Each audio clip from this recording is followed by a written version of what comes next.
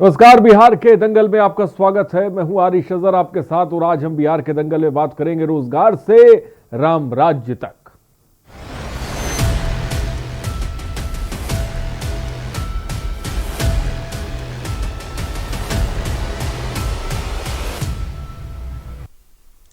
बिहार विधानसभा चुनाव के मद्देनजर प्रमुख राजनीतिक दलों के नेताओं के बीच आरोप प्रत्यारोप का दौर जारी है। बिहार के पूर्व उप मुख्यमंत्री और राष्ट्रीय जनता दल के नेता तेजस्वी यादव ने एक बार फिर मुख्यमंत्री नीतीश कुमार को निशाने पर लिया है। उन्होंने कहा कि नीतीश कुमार जी थक चुके हैं। बिहार की शिक्षा और स्वास्थ्य व्यवस्था चरमराई हुई है। अस्पतालों में डॉक्टर, नर्स और कंपाउंडर नहीं है। बिहार में 1 लाख आबादी पर सिर्फ 77 पुलिसकर्मी हैं। नीतीश कुमार के क्रिकेटर वाले बयान पर जवाब देते हुए तेजस्वी यादव ने कहा कि नीतीश कुमार को क्या हो गया है। एक अनुभवी राजनेता होते हुए वे इस तरह की बात कैसे कर सकते हैं। अपने बयानों से तेजस्वी ने नीतीश और एनडीए सरकार को कैसे घेरा, आपको सुनिए। मुद्दे हैं दवाई, पढ़ाई, कमाई, सिंचाई और महंगाई। सुनवाई और कार्रवाई वाली सरकार चाहिए। नीतीश कुमार जी को ये याद नहीं आया जब हम डिप्टी सीएम बने थे, तब ठीक था, सब कुछ ठीक था। तो हम इस पर कोई टिप्पा टिप्पणी नहीं करना चाहते। हम उनसे केवल ये जानना चाहते हैं बिहार में कारखाने क्यों नहीं लगे, बिहार में निवेश क्यों नहीं आया, बिहार में पलायन क्यों नहीं रुका, बिहार में बेरोजगारी दर 46.6% क्यों है, बिहार सबसे गरीब क्यों है, बाढ़ के लिए आपने क्या किया। तो इन सारे विषयों पे अगर नीतीश कुमार जी केंद्रित करें तो ज़्यादा अच्छा। अब देखिए वो तो क्या कहेंगे, उनके पास कहने के लिए क्या है, वो बताए ना भाई 15 साल में उनकी उपलब्धि क्या है। महंगाई पे क्यों नहीं बोलते हैं नीतीश कुमार? महंगाई पे बोलना चाहिए। पलायन बिहार में है ही, बेरोजगारी है ही, गरीबी है ही, भूखमरी है ही। इन सारे विषयों पे तो कुछ कहते ही नहीं है, कारखाने नहीं हैं। लेकिन महंगाई पे उन्होंने कुछ नहीं कहा। देखिए ये बहस का मुद्दा जब तक परिणाम नहीं आएगा तब तक वो विश्वास नहीं करेंगे। हमें तो पूरा विश्वास है कि नीतीश जी की विदाई तय है और महागठबंधन की सरकार बनने जा रही है और ये नीतीश जी को विश्वास हो जाएगा 10 तारीख। क्रिकेट से आना बुरी बात है, ये प्रोफेशनल फील्ड है। क्या बॉलीवुड से आना कोई बुरी बात है? मतलब राजनीति में कहाँ से आनी चाहिए? यानी उनका कहने का मतलब कोई डॉक्टर भी नहीं आ सकता, कोई इंजीनियर भी नहीं आ सकता। ये तो इतने अनुभवी नेता हैं, देश के सबसे अनुभवी मुख्यमंत्री हैं और ऐसी बातें कर रहे हैं। हो क्या गया नीतीश जी को? मुझे तो समझ में नहीं आ रहा कि आखिर ऐसी बातें, इतना स्तर इन्होंने गिराने का काम किया है अपना। और इनकी बातों से तो लग ही नहीं रहा कि सबसे ज़्यादा देश के अनुभवी मुख्यमंत्री हैं। एक क्रिकेटर होना, sportsman spirit, how leadership quality होता है उसमें, टीम वर्क, टीम यूनिटी। और हम तो क्रिकेट खेले, हमको सबसे ज़्यादा एक्सपोजर उसी से मिला। तो ये बातें नीतीश कुमार जी अगर कह रहे हैं तो बड़ा ही अजूबी बातें ये कह रहे हैं। और बिहार में दूसरे चरण के चुनाव में अब बहुत कम वक्त बाकी है, लेकिन दूसरे चरण के चुनाव में पहले जुबानी जंग भी जारी है। बिहार में अकेले चुनाव लड़ रही लोक जनशक्ति पार्टी के अध्यक्ष चिराग पासवान ने एक बार फिर से सीएम नीतीश कुमार पर निशाने साधा है। सोमवार को पटना में एलजेपी मुखिया ने कहा कि मुख्यमंत्री नीतीश कुमार पिछले 15 साल से सुशासन बाबू का टैग लगाकर घूम रहे हैं, लेकिन अब वो एक्सपोज हो गए हैं। उनके राज में हुई लूट और भ्रष्टाचार सामने आ गया है। उन्होंने कभी मुंगेर के बारे में नहीं बोला और ना ही भ्रष्टाचार पर एक शब्द बोला। चिराग पासवान ने नीतीश कुमार को पलटू राम तक कह डाला। चिराग पासवान ने कहा कि 10 तारीख को नतीजे सामने होंगे। क्या कुछ कहा, हम आपको दिखाते हैं। कि 10 तारीख के बाद मौजूदा मुख्यमंत्री कभी दोबारा इस प्रदेश के मुख्यमंत्री नहीं बनेंगे, इसमें 1% का भी अब कोई डाउट नहीं है। दूसरे चरण के प्रचार में जहाँ जहाँ पर भी मैं गया और जिस तरीके से भी लोगों में उत्साह और बदलाव के लिए जो उनके मन में मैंने एक दृढ़ संकल्प देखा, जिससे भी आप पूछिए, आप लोगों के माध्यम से भी, आप लोग भी जब बाइट्स लेते हैं, कुछ भी लेते हैं, जब आप लोग पूछते हैं कि भैया क्या है, क्यों आप इस बार मतदान करेंगे, तो हर कोई पलायन को रोकने के लिए, रोजगार बढ़ाने के लिए, बिहार को विकसित बनाने के लिए, बदलाव के लिए, तो ये सारी टारगेट होती है सिर्फ एक ही दिशा में कि मौजूदा मुख्यमंत्री पलायन को रोकने में नाकामयाब रहे, मौजूदा मुख्यमंत्री रोजगार देने में नाकामयाब रहे, मौजूदा मुख्यमंत्री बेहतर शिक्षा स्वास्थ्य सेवा देने में नाकामयाब रहे, और मौजूदा मुख्यमंत्री के रहते हुए बिहार बदनामी के साथ साथ जो बदहाली की कगार पर आकर खड़ा हुआ। इसीलिए बिहार की जनता ने पूरी तरीके से इस बात का मन बना लिया कि इस बार बिहार को बदलना है। और जिस तरीके से भ्रष्टाचार के मामले मुख्यमंत्री 15 साल से निरंतर एक सुशासन बाबू का, एक जीरो टॉलरेंस टुवर्ड्स करप्शन का चोला पहनकर घूमते रहे 15 साल से, आज 15 साल में उन्होंने बिहार को कितना लूटा, एक एक करके अब उसकी कलाई खुलने लगी है। ज़्यादा निरंतरता में अगर आप सुनते होंगे तो मेरा विश्वास है मेरे प्रधानमंत्री आदरणीय नरेंद्र मोदी जी का है। बिहार भाजपा के तो ये वही लोग हैं ना जो मेरे ऊपर भी कटाक्ष करते हैं, जो मुझे ही भैया वोट कटवा मांगते हैं। तो मुझे उनसे कुछ लेना देना नहीं, जो अपने व्यक्तिगत स्वार्थ के लिए जिन्होंने अपनी पार्टी को भी बर्बाद किया, जिन्होंने प्रदेश को भी बर्बाद किया। मेरा विश्वास है कि अगली भाजपा लोजपा की जो सरकार बनेगी उसका नेतृत्व जो मौजूदा प्रधानमंत्री आदरणीय नरेंद्र मोदी जी की विकास की सोच वाला व्यक्ति जो यहाँ पर नेतृत्व करेगा, उसके साथ आज की तारीख में तो बिहार भाजपा बताया ना कि अपना कौन सा एजेंडा ये लोग लागू करवा पाए। देखिए भारत के जो प्रधानमंत्री हैं उनकी जो विकास की सोच है, उस विकास की सोच पर बिहार भाजपा के कम से कम नेता काम नहीं कर रहे हैं, ये बात स्पष्ट है। बिहार भाजपा के नेता अगर काम कर रहे होते तो 2017 में जिस तरीके से मुख्यमंत्री रातों रात महागठबंधन छोड़कर आए तो सबसे पहले नया एजेंडा बनता, ना कि सात निश्चय के ऊपर काम हो रहा होता। और ये जो अगली सरकार के लिए जो लोग साथ में जा रहे हैं, पहले कॉमन मिनिमम प्रोग्राम तैयार किया जा रहा होता, ना कि मुख्यमंत्री जी का जो एजेंडा है सात निश्चय पार्ट 2 इसके ऊपर काम किया जाता। तो जो नई सरकार बनेगी भाजपा लोजपा की, उसमें बिहार पर बिहारी पर विजन डॉक्यूमेंट के साथ साथ कई और ऐसे एजेंडे हैं जो भारतीय जनता पार्टी के नेता जो मौजूदा प्रधानमंत्री जी के सुझाव पर जो अपनी बातों को रखेंगे उसको भी सम्मिलित किया जाएगा। भाई 10 तारीख में समय कितना है, पता चल जाएगा कि कौन वापस आ रहा है और कौन रह पा रहा है। बड़ी मुश्किल से तो आप तस्वीरों में अपने आप को बना पा रहे हैं। आप चिराग पासवान से तस्वीरों में बोल रहे थे ना कि प्रधानमंत्री जी को आप अपनी तस्वीरों में नहीं रखेंगे, आप अपने होर्डिंग पोस्टर में नहीं रखेंगे।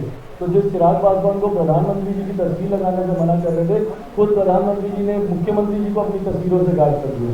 तो ये इस बात की चिंता नहीं करेगी कौन कहाँ पे रह रहा है नहीं रह रहा है। अंतोगत्वा 10 तारीख को बिहार की जनता बताएगी। भाई मुख्यमंत्री जी की संख्या तो आए कम से कम सरकार में शामिल होने के, जिनकी संख्या ही नहीं आएगी तो सरकार में शामिल करेंगे। मुख्यमंत्री अपना गृह जिले को हाथ में देख सकते हैं। तो जिस तरीके से प्रशासन मुख्यमंत्री के इशारे पर यहाँ पर काम कर रहा है, हम लोग को जानकारी है, ईवीएम मशीन की भी हम लोग को जानकारी है। हम लोग जिस तरीके से प्रशासन ईवीएम में भी गड़बड़ी के जिस तरीके से संदेश हम लोग के पास आ रहे हैं, जिस तरीके से हम लोग को मीटिंग करने से, परमिशन मिलने से, वहाँ पर सभाएं करवाने से, जिस तरीके से प्रशासन मौजूदा मुख्यमंत्री नीतीश कुमार जी के आदेश पर गड़बड़ी करने का प्रयास कर रहा है, मैं चाहूंगा कि इलेक्शन कमीशन भी इन तमाम बातों को गंभीरता से ले। और एक बात बस आप लोग जरूर स्पष्ट कर मुख्यमंत्री और भारतीय जनता पार्टी दोनों के नेताओं से एक बात जरूर स्पष्ट कर लीजिएगा कि अगली सरकार बनने के बाद मैनिफेस्टो किसका लागू होगा, क्योंकि 19 साल का वादा भाजपा ने भी किया जो कि सात निश्चय में इन्वॉल्व नहीं है। तो भाजपा का मैनिफेस्टो लागू होने वाला है कि सात निश्चय पार्ट 2 मुख्यमंत्री जी का मैनिफेस्टो लागू होने वाला है। कौन सा मैनिफेस्टो लागू होगा ये मैं बिहारी होने के नाते समझ नहीं पाया। तो मुख्यमंत्री जी से और सुशील मोदी जी से भाजपा के किसी भी नेता से ये बात जरूर स्पष्ट कर लीजिएगा कि मैनिफेस्टो किसका लागू होगा। और बिहार विधानसभा चुनाव के लिए अब सभी राजनीतिक दलों की नजरें तीसरे और अंतिम चरण पर टिकी हैं। यही वजह है कि सभी दलों ने इस चरण के प्रचार प्रसार के लिए अपनी पूरी ताकत झोंक दी है। इस कड़ी में सोमवार को यूपी के सीएम योगी आदित्यनाथ बिहार के वाल्मीकि नगर विधानसभा के दोनाहा में चुनावी सभा को संबोधित किया और विपक्ष पर जमकर गरजे। इस दौरान उन्होंने महागठबंधन को आड़े हाथों लिया। योगी आदित्यनाथ ने कहा कि यदि याद करिए कि जब कांग्रेस और राजद की सरकार बिहार में थी उन्होंने कुछ भी तो नहीं दिया, सिर्फ आपने परिवार और जाति का ही ध्यान रखा। इनके बहकावे में नहीं आना है। यही नहीं, सीएम योगी ने तीखा हमला बोलते हुए कहा कि कांग्रेस आरजेडी ने मवेशियों का चारा तक डकार लिया। और यूपी के सीएम योगी आदित्यनाथ ने कैसे जुबानी हमले किए अपने विरोधियों पर, आपको सुनिए। हमने तो कहा सबका साथ सबका विकास, यही मोदी जी का नारा है और यही नीतीश जी का भी नारा है। याद करिए कांग्रेस और राजद की सरकार भी 15 वर्षों तक बिहार में थी और देश में थी। क्या करते थे ये लोग? इन्होंने मकान नहीं दिया, इन्होंने शौचालय नहीं दिया, इन्होंने विद्युत का कनेक्शन नहीं दिया, इन्होंने रसोई गैस का कनेक्शन नहीं दिया, स्वास्थ्य के लिए 5 लाख रुपए की स्वास्थ्य बीमा का कवर भी गरीबों को नहीं दिया, पीने के लिए पानी भी नहीं दिया, सड़क भी नहीं दी, कुछ भी तो नहीं दिया। और आज ये लोग आ गए हैं जो पहले जाति के नाम पे बांटते थे, अपने परिवार का भी पेट भरते थे, उन लोगों ने आज फिर से नारा लगाना प्रारंभ कर दिया। रोजगार का झुंझुना पकड़ा करके लोगों की आंखों में धूल झोंकने का प्रयास कर रहे हैं। नौजवानों, इस झुंझुने में आने की आवश्यकता नहीं। इसे क्यों उम्मीद करते हैं आप? और हमने तो जो कहा वो करके दिखा दिया। भेदभाव किसी के साथ नहीं करेंगे, योजना का लाभ सबको देंगे, सबका साथ और सबका विकास, यही तो राम राज्य है, यही राम राज्य है। हमने ये नहीं कहा हम जबरदस्ती अयोध्या में मंदिर बनाएंगे, हमने कहा कोर्ट फैसला करेगा और कोर्ट समयबद्ध ढंग से फैसला जो देगा उसके लिए हम माहौल उस प्रकार का बनाएंगे। न्यायालय ने फैसला दिया और 500 वर्षों की जो आपकी टीस थी अयोध्या में भगवान राम का भव्य मंदिर के निर्माण का शिलान्यास भी मोदी जी ने रख दिया। अब तो कोई ये नहीं कह सकता ना कि मोदी जी ने या भाजपा ने या जदयू ने धोखा दिया है। कोई नहीं कह सकता है। भाइयों बहनों, हमने जो कहा तो करके दिखा दिया। इसका हर नागरिक हमारा नागरिक है, हमारे लिए पूरा देश एक परिवार है। नीतीश जी के लिए पूरा बिहार एक परिवार है। उनके परिवार का कोई सदस्य, मोदी जी के परिवार का कोई सदस्य सत्ता में भागीदार नहीं है, क्योंकि हमारे लिए तो वसुधैव कुटुंबकम का ये नारा ही हमारे जीवन का नारा है, जीवन का मंत्र है। हम इससे इतर सोच भी नहीं सकते। लेकिन जिन्होंने अपने परिवार की खातिर यहाँ के नौजवानों की रोजी और रोजगार पर डकैती डालने का काम किया हो, एक एक नौकरी को बेचने का कार्य किया हो, वे लोग आज रोजगार का झुंझुना पकड़ाने का कार्य कर रहे हैं कि इतने लाख लोगों को नौकरी दे देंगे। अरे इतने लाख नौकरी आएगी कहां से, तो बताओ पहले। जब उन्हें सत्ता मिली थी तब तो उन्होंने यहाँ पे अपहरण का उद्योग प्रारंभ कर दिया था। जो उद्योग थे वो बंद हो रहे थे और अपहरण का एक नया उद्योग प्रारंभ कर दिया था। गरीबों के लिए राशन देने की बात तो दूर, मूक जानवरों का चारा ही हजम कर गए थे। किसी गांव को सड़क नहीं, किसी को बिजली नहीं, गरीबों को पानी नहीं, स्वास्थ्य की सुविधा नहीं, और अब आके कह रहे हैं कि हम रोजगार देंगे। कहां से रोजगार वे लोग लेके आ जाएंगे? ये कार्य कोई करेगा तो प्रधानमंत्री मोदी जी और नीतीश कुमार जी मुख्यमंत्री के रूप में बिहार के अंदर करेंगे। और तीसरे चरण के लिए सोमवार को प्रचार अभियान में उतरे यूपी के सीएम योगी आदित्यनाथ ने वाल्मीकि नगर के साथ सीतामढ़ी में भी चुनावी रैली की, जहां रामायण सर्किट से लेकर सीतामढ़ी को अयोध्या से जोड़ने के लिए पीएम मोदी द्वारा राम जानकी मार्ग का निर्माण कराने का जिक्र किया।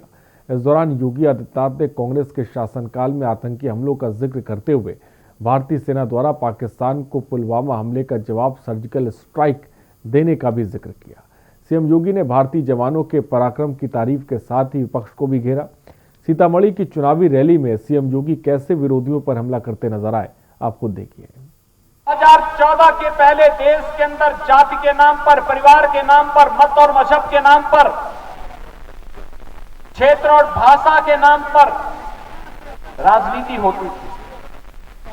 मोदी जी ने इन सबको बदल करके देश के अंदर उन्होंने गांव के लिए, गरीब के लिए, किसान के लिए, नौजवान के लिए, महिलाओं के लिए, व्यापारियों के लिए, समाज के प्रत्येक तबके के उत्थान के लिए कार्य करते हुए सबको एक ही नारा दिया, एक ही संकल्प सबके सामने लिया और एक ही अपील सबको दी, और वह उनका मंत्र था सबका साथ, सबके विकास का।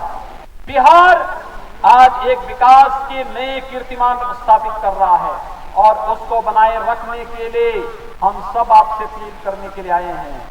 बिहार ने जो यात्रा प्रारंभ की है नीतीश जी के नेतृत्व में, एनडीए के नेतृत्व में, इसको सफलतापूर्वक आगे बढ़ाना है, जिससे हर बिहारी के चेहरे पर खुशहाली लाया जा सके और राम जानकी मार्ग जैसे विकास की योजनाओं को आगे बढ़ा करके रामायण सर्किट को सफलतापूर्वक उत्तर प्रदेश के साथ साथ बिहार में भी सफलतापूर्वक आगे बढ़ाया जा सके। में कांग्रेस की सरकार थी और कांग्रेस नेतृत्व की उस सरकार के समय मुंबई पर आतंकी हमला हुआ था। आतंकी हमले के समय एक बात सामने आई थी कि पाकिस्तान का उन आतंकवादियों के ऊपर हाथ था और पाकिस्तान प्रायोजित आतंकवाद है। हमारे सैकड़ों लोग मरे थे, हमारे जवान शहीद हुए थे और जब उस समय देश की जनता मांग कर रही थी कि पाकिस्तान को इसका सबक सिखाया जाना चाहिए, तब कांग्रेस और राजद जैसे दल कहते थे कि नहीं, पाकिस्तान के खिलाफ हम कुछ नहीं कर सकते क्योंकि पाकिस्तान के पास तो एटम बम है। भाइयों बहनों, इनके लिए देश महत्वपूर्ण नहीं था, इनके लिए तो राजनीति और सत्ता महत्वपूर्ण थी। लेकिन पुलवामा में जब आतंकी हमला होता है, मोदी जी प्रधानमंत्री थे और मोदी जी ने तब भी कहा कि हमारे देश के जवान इसको उचित समय पर जवाब देंगे और 1 महीने की समय सीमा पूरी नहीं हुई कि भारत के बहादुर जवान पाकिस्तान के अंदर घुस करके आतंकी कैंपों को पूरी तरह नष्ट करते हैं। जी हाँ, बेशक रोजगार से राम राज्य तक की बात हो रही है। बिहार के चुनाव में तमाम नेता जबरदस्त तरीके से रैली कर रहे हैं, एक दूसरे पर आरोप प्रत्यारोप का दौर शुरू हो गया है और सबकी निगाहें तीसरे चरण पर साफ तौर पे हैं। फिलहाल ब्रेक का वक्त हो चला हो। ब्रेक के उस पार हमारे साथ सुजीत जी होंगे बिहार के दंगल में चर्चा करने के लिए। रुकते हैं छोटे से ब्रेक के लिए, हम जल्द हाजिर होंगे।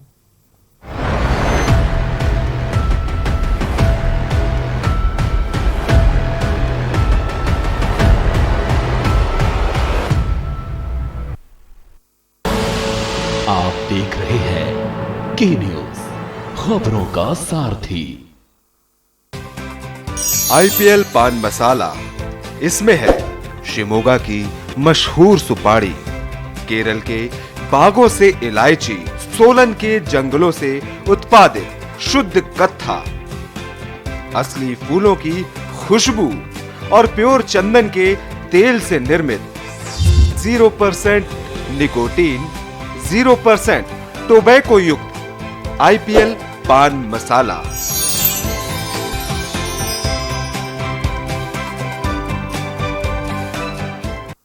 और खुशबू में झूम के भाई लेके आए गोल्डी मसाले। गोल्डी मसाले, खुशबू और स्वाद ऐसा तो रिश्तों में गुस्सा कैसा।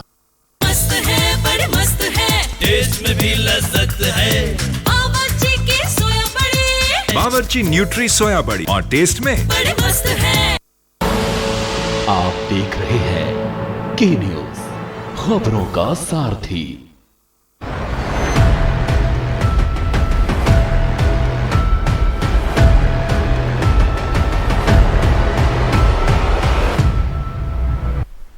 ब्रेक के बाद आपका स्वागत है बिहार के दंगल में। और बिहार के दंगल में आज हम बात कर रहे हैं रोजगार से लेकर राम राज्य तक। जी हाँ, जबरदस्त तरीके के बयानबाजी एक एक करके हमने ब्रेक से पहले आपको बयानात सुनाए।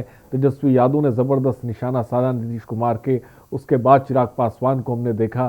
सीएम योगी आदित्यनाथ भी जबरदस्त तरीके से अपने विरोधियों पर वार कर रहे हैं। और इस बीच हमारे साथ सुजीत जी भी जुड़े। सुजीत जी, बहुत बहुत स्वागत है आपका के न्यूज़ पर। सबसे पहले हम बात तेजस्वी यादव की करते हैं। वो गरीबी की बात कर रहे हैं, वो स्वास्थ्य व्यवस्था चरमरा हुई इसका वो जिक्र कर रहे हैं। नीतीश कुमार को जमकर निशाने पर लिया है।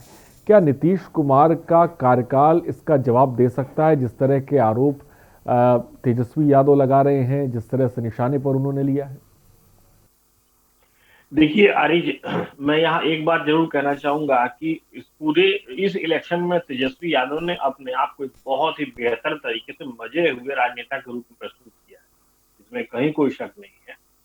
तेजस्वी यादव चुनाव के पहले जो भी अनाउंसमेंट नहीं हुआ था, उसके पहले से ही उन्होंने दबाव बनाना शुरू किया और उसके बाद से जो उन्होंने 10 लाख रोजगार की बातें कही, उससे एंटायर एनडीए जो है, इसमें कहीं कोई शक नहीं है, जो बहुत करारे तरीके से एक बहुत कड़े प्रेशर में है। ये जहां तक बात है तेजस्वी यादव की बात करने का और नीतीश कुमार उसका जवाब दे सकते हैं या नहीं दे सकते हैं 15 साल में, देखिए तेजस्वी यादव जिन जिन चीजों को उठा रहे हैं वो उन चीजों को छूने की कोशिश कर रहे हैं जिससे नीतीश कुमार ने का थोड़ा सा उनकी पार्टी के या उनके शासनकाल का वास्ता हल्का सा टच भी नहीं किया हुआ हो। रोजगार की बातें करते हैं, रोजगार में उनका ये कहना था कि कितनी फैक्ट्री लगी आप ये बताएं, कितना जो पलायन नहीं रुका। जाहिर सी बात है पलायन नहीं रुका, इसमें कहीं कोई शक नहीं है, लेकिन ये ऐसी बात नहीं है कि पिछले 15 साल में ही पलायन नहीं रुका है, इससे पहले भी पलायन जारी रहता था। लेकिन हाँ, 15 साल में ये कोशिश जरूर की जा सकती थी कि पलायन पे कुछ हद तक अंकुश लगाया जा सके। उसी चीज को, उसी बात को बहुत ही प्रभावित तरीके से तेजस्वी जा रहे हैं, लोगों के बीच में रख रहे हैं और उनसे कह रहे हैं। आप एक चीज और गौर करेंगे, तेजस्वी जैसे जैसे रोजगार की बातें करते हैं या किसी और इशू की बात को उठाते हैं, तो नीतीश कुमार उसके बदले में ये जरूर कहते हैं कि हमने 15 साल काम किया, हमने सड़कें दी, हमने बिजली दी, हमने लड़कियों को इस काबिल बनाया कि वो स्कूल जाएं, हमने महिलाओं को सबसे ज्यादा आरक्षण दिया सरकारी नौकरी में। तो ये वो कुछ अलग बातें करते हैं, इसका जवाब कुछ अलग तरीके से आता है आरिफ। लेकिन कुल मिला जुला के बात यही है कि आप मतदाताओं को कितने अच्छे तरीके से रिझा सकते हैं, फंसा सकते हैं और उसे वोट में तब्दील कर सकते हैं। आरिफ, कुल मिला के बात आप मतदाताओं को कैसे रिझा सकते हैं, उनकी नफ्स कैसे पकड़ सकते हैं और वोट में कैसे तब्दील कर सकते हैं। लेकिन सुजीत जी, इस बीच हम चिराग पासवान की बात करें, वो तो ईवीएम को ही लेकर जो है भड़क गए, ईवीएम पे निशाना साध दिया है, चुनाव आयोग को साफ तौर पे कह दिया है ध्यान देने की जरूरत। ये हम यूपी में भी देखते हैं, जब चुनाव होता है तो ईवीएम का बखेड़ा खड़ा कर दिया जाता है और जब चुनाव संपन्न हो जाते हैं, जब रिजल्ट आ जाता है, तब अपने पक्ष में जब फैसला नहीं होता है तो ईवीएम पे ठीकरा फोड़ दिया जाता है।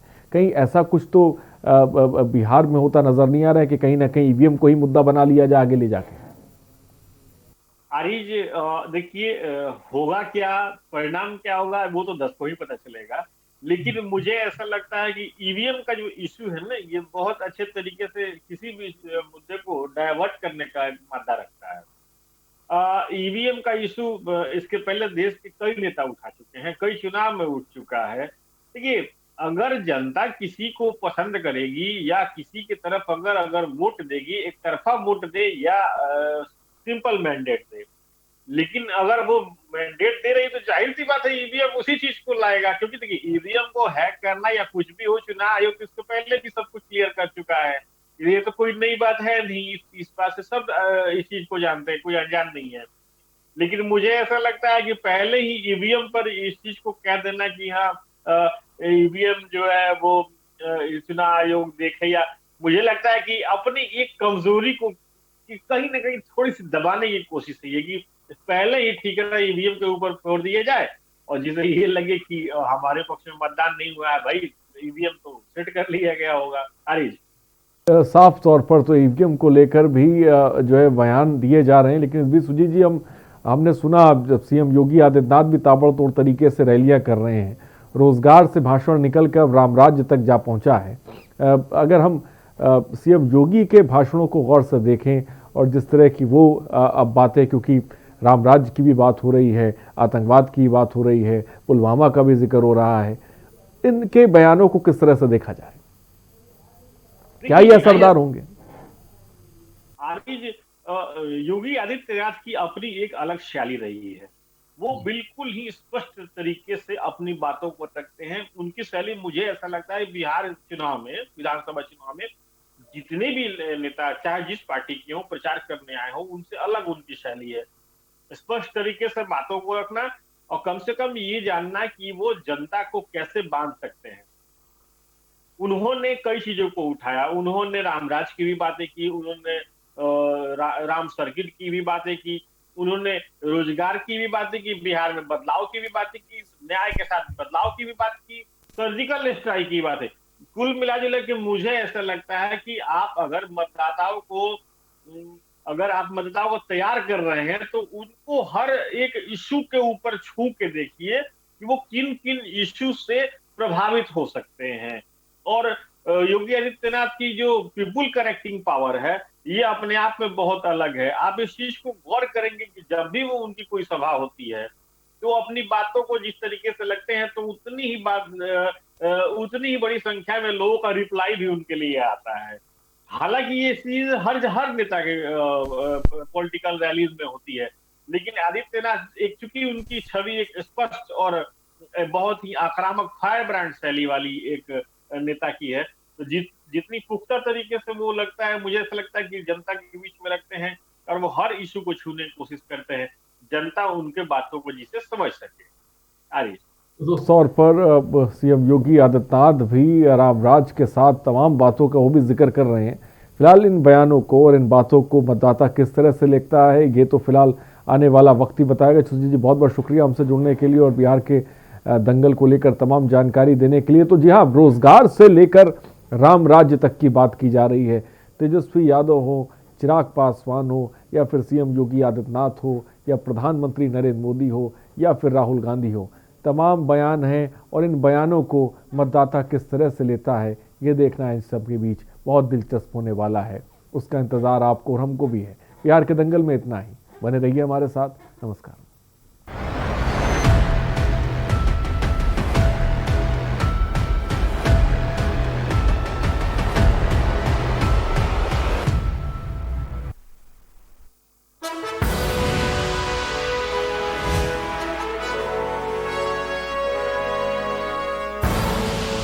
आप देख रहे हैं के न्यूज, खबरों का सारथी।